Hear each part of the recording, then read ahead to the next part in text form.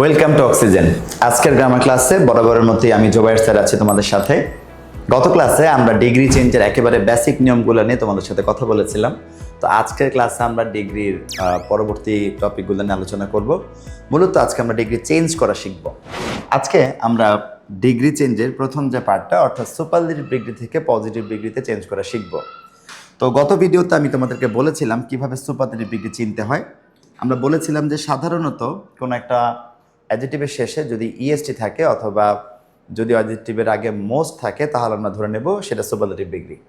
এছাড়াও যদি অ্যাডজেক্টিভের আগে দা বা ওয়ান অফ দ্য থাকে তাহলেও কিন্তু সেন্টেন্সগুলো সুপারলেটিভ হয়। তো আজকে আমরা শিখবো কিভাবে সুপারলেটিভ থেকে পজিটিভ ডিগ্রিতে কনভার্ট করা যায়। খুব খেয়াল করে দেখো, প্রথম যে নিয়মটা বলতে চাই, ধরো সেন্টেন্সে দা আছে, অ্যাডজেক্টিভের আগে দা আছে, সেক্ষেত্রে পজিটিভ করার সময় তোমরা উপরের স্ট্রাকচারটা ফলো করতে পারো। স্ট্রাকচারটা এমন, প্রথম আমরা নো আদার লিখবো, তারপর হচ্ছে সুপারলেটিভের পরের অংশ, সুপারলেটিভ যে ওয়ার্ডটা আছে অর্থাৎ সুপারলেটিভ যে অ্যাডজেক্টিভটা আছে সেটার পরের অংশ লিখে দিব।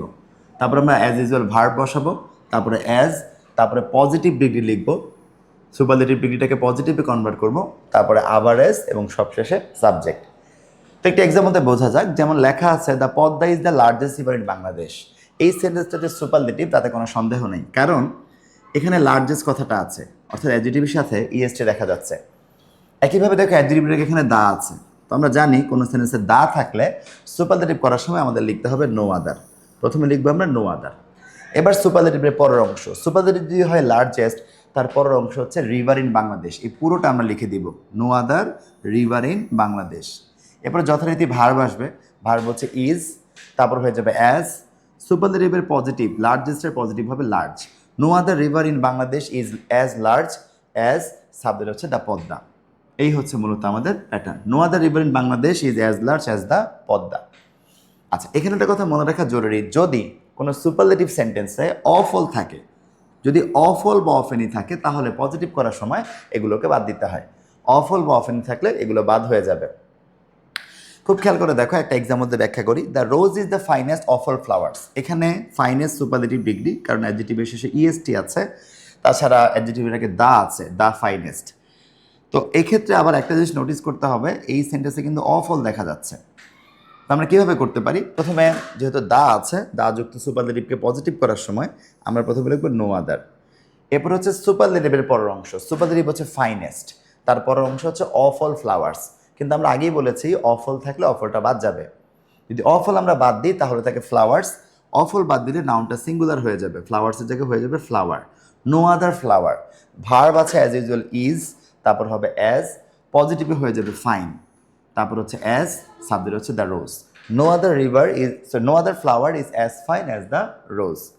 এই হচ্ছে মোটামুটি সুপারলেটিভ ডিগ্রির থেকে পজিটিভ ডিগ্রিতে কনভার্ট করার একটা স্ট্রাকচার। যদি দা থাকে আমরা নো আদারের নিয়মটা ফলো করে পজিটিভ ডিগ্রিতে কনভার্ট করব। এবারে যদি দেখো সুপারলেটিভ ডিগ্রিতে ওয়ান অফ দা আছে তাহলে কি করব? স্ট্রাকচারটা মোটামুটি সেমই হবে, শুধু নো আদারের জায়গায় আমরা ভেরি ফিউ লিখবো। খেয়াল করতে হবে নো আদারের জায়গায় ভেরি ফিউ। আগে যেমন দা থাকলে আমরা নো আদার লিখেছিলাম, এবার আমরা লিখবো ভেরি ফিউ। তারপর সুপারলেটিভের পরের অংশ বসাবো, তারপরে হচ্ছে ভার্ব হবে, তবে মনে রাখতে হবে এখানে ভার্বটা হয়ে যাবে প্লুরাল।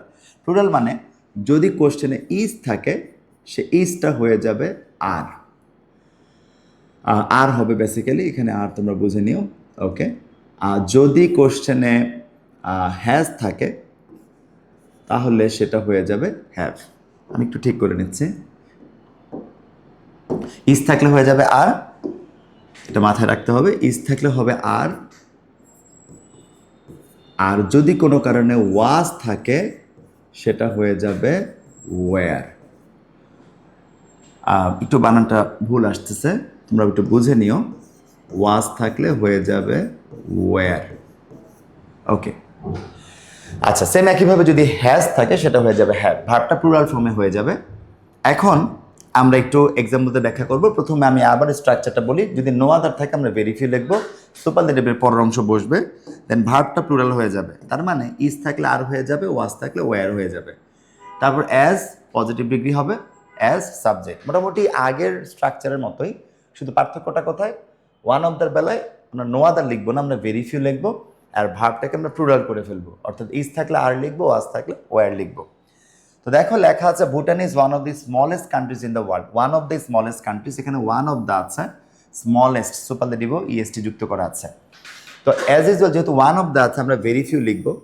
তারপরে সুপারলেটিভের পরের অংশ, সুপারলেটিভ হচ্ছে স্মলেস্ট, তারপরের অংশ হচ্ছে কান্ট্রিজ ইন দ্য ওয়ার্ল্ড। আমরা লিখবো very few countries in the world. Verb আছে ইজ, সেই ইজটা হয়ে যাবে are, very few countries in the world are. তারপরে হয়ে যাবে অ্যাজ, পজিটিভ হচ্ছে স্মল, তারপরে অ্যাজ, সাবজেক্ট হচ্ছে ভুটান। একইভাবে he is one of the tallest boys in the class, প্রথমে আসবে ভেরি ফিউ, সুপারলেটিভ এখানে আছে টলেস্ট, তারপরের অংশ হচ্ছে বয়েজ ইন দ্য ক্লাস। তো হয়ে গেল very few boys in the class. Verb এখানে ইজ ছিল কিন্তু ইজ লেখা যাবে না, হয়ে যাবে are. Very few boys in the class are as, পজিটিভে হয়ে যাবে টল, তারপরে হয়ে যাবে অ্যাজ, তারপর হচ্ছে হি। তার মানে আমরা শিখলাম যদি কোনো সেন্টেন্সে দা থাকে সেক্ষেত্রে আমরা সুপারলেটিভ করার সময় নো আদার স্ট্রাকচারটা ফলো করব। আর যদি কোনো সেন্টেন্সে ওয়ান অফ দ্য থাকে সেক্ষেত্রে আমরা ভেরি ফিউ স্ট্রাকচারটা ফলো করব।